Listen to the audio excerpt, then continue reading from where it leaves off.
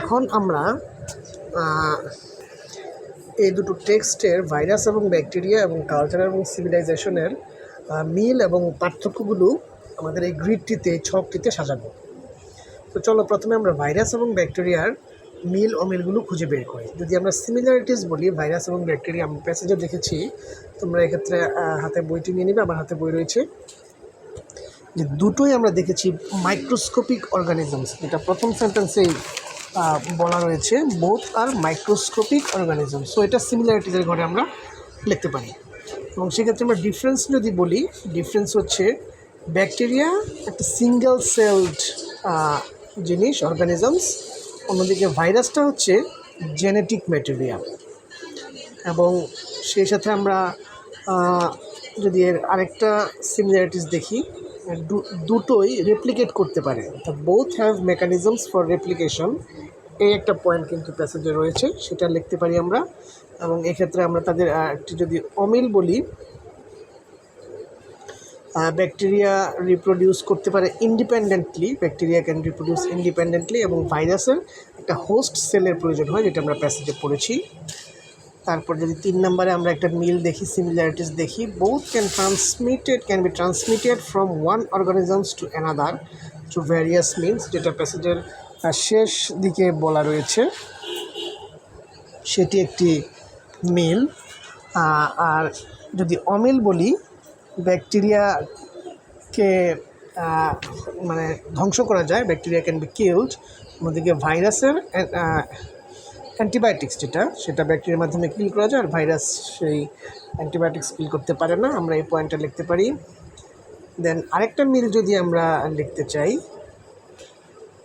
যদি আমরা বইয়ে দেখি, both have the potential to cause infections and diseases in humans, animals and plants, অর্থাৎ এটি দুটোই মানুষের, প্রাণীর বা গাছপালার শরীরে, দেহে ইনফেকশন এবং ডিজিজ তৈরি করতে পারে। আর এখানে আমরা যদি আরেকটি অমিল বলি, সেক্ষেত্রে হচ্ছে bacteria are larger then viruses, অর্থাৎ ব্যাকটেরিয়া বা দুটো একই আকৃতির হয় না, ছোট বড় হয়, একটা ছোট একটা বড় হয়। এবং এই হচ্ছে মিল অমিলগুলো ভাইরাস এবং ব্যাকটেরিয়ার। এবারে যদি আমরা টেক্সট 2তে দেখি, কালচার অ্যান্ড সিভিলাইজেশন, এদের মধ্যে 3টা মিল অমিল খুঁজে দেখি। কালচার এবং সিভিলাইজেশন উভয়টাতেই আমরা প্যাসেজে পড়েছি যে এদের কিছু কমন বৈশিষ্ট্য, they both involve shared values, norms and creative expression, উভয়েরই এই জিনিসগুলো থাকে। আর যদি আমরা অমিলগুলো বলি, সিভিলাইজেশন আর broader in scope than culture, অর্থাৎ সিভিলাইজেশনটা কালচারের চেয়ে এর এরিয়াটা, ক্ষেত্রটা বড় হয়ে থাকে। আর সেক্ষেত্রে যদি আমরা আরেকটা সিমিলারিটিস দেখি, both develop language to facilitate social interaction, এই একটা মিল আমরা প্যাসেজে দেখেছি। এবং আমরা যদি এখানে একটা পার্থক্য করতে যাই, সিভিলাইজেশনস ইনভলভ মোর পপুলেশন দেন কালচার, অর্থাৎ সিভিলাইজেশনের আওতার মধ্যে পপুলেশনের সংখ্যা অনেক বেশি থাকে কালচারের তুলনায়, এটা একটা অমিল। এবং সবশেষে আমরা যদি আরেকটা সিমিলারিটি দেখি,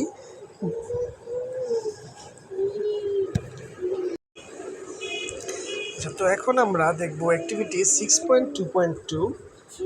এখানে রয়েছে, দেখি, notice the grid carefully and in pairs and groups, identify what features of viruses, bacteria, culture and civilization you compare, then record them in the given grid. আচ্ছা, এখানে বলা হয়েছে আমরা উপরের যে ছকটা করেছি, সিমিলারিটি এবং ডিফারেন্সগুলো খুঁজে বের করেছি, সেগুলোর মধ্যে কী কী বিষয়ের তুলনা করেছি এবং সেগুলা কোন সেন্টেন্স দিয়ে প্যাসেজে বলা আছে। যেমন প্রথমে একটা এক্সাম্পল দিয়ে দেওয়া হয়েছে, যেমন আমরা প্রথমে তুলনা করেছি কি সাইজ নিয়ে, ব্যাকটেরিয়া এবং ভাইরাসের সাইজ নিয়ে। সেক্ষেত্রে আমরা বলতে পারি সাইজের এই সেন্টেন্সটা প্যাসেজে যেরকম ছিল, ভাইরাসেস অ্যান্ড ব্যাকটেরিয়া আর মাইক্রোস্কোপিক অর্গানিজমস, প্যাসেজে এইভাবে লেখা ছিল। এখন এরকম আমরা আরও 4টা বৈশিষ্ট্য এখানে বের করব এবং সেগুলো প্যাসেজের সেন্টেন্স থেকে বের করব। তো দ্বিতীয় যদি আমরা আরেকটা পয়েন্ট নিই, সেক্ষেত্রে আমরা নিতে পারি ট্রান্সমিটেবিলিটি, অর্থাৎ এগুলা ট্রান্সমিট হয়, কোনটা কীভাবে ট্রান্সমিট হয় সেটার কথা আমরা এক জায়গায় তুলনা করেছি। এবং সেই সেন্টেন্সটি প্যাসেজ হচ্ছে এরকমভাবে, viruses and bacteria can be transmitted from one organism to another through various means. এই কথাটি কিন্তু প্যাসেজে রয়েছে। তারপরে আমরা 3 নম্বরে যদি লিখি, যদি কালচার থেকে একটা সেন্টেন্স নেই, কালচারাল এলিমেন্টস আর কম্পোনেন্টস, অর্থাৎ সাংস্কৃতিক উপাদানগুলো কী কী থাকে, কালচার অ্যান্ড এটা একটা তুলনা আমরা করেছি। আর কালচারের মধ্যে কী থাকে এবং সিভিলাইজেশনের মধ্যে কী থাকে, সেক্ষেত্রে আমরা দেখেছি culture and civilization involve shared values, beliefs, norms and customs. এই সেন্টেন্সটি আমরা নিতে পারি। তারপর আমরা যদি আরেকটা সেন্টেন্স নিই, কালচারাল এক্সপ্রেস করেছি যে লিঙ্গুইস্টিক ডেভেলপমেন্ট, সেখানে ভাষাগত উন্নয়ন ঘটায়। So both cultures and civilization develop languages, এই পয়েন্টটা আমরা নিতে পারি। এবং আমরা ভাইরাস এবং ব্যাকটেরিয়া থেকে যদি আরেকটা নেই, আমরা এক জায়গায় তুলনা করেছি আমাদের ইয়েতে। আচ্ছা, তো আমরা এখানে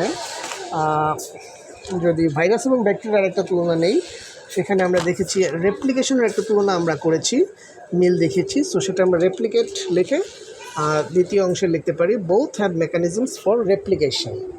তো এইভাবে আমরা আমাদের এই কাজটা শেষ করতে পারি।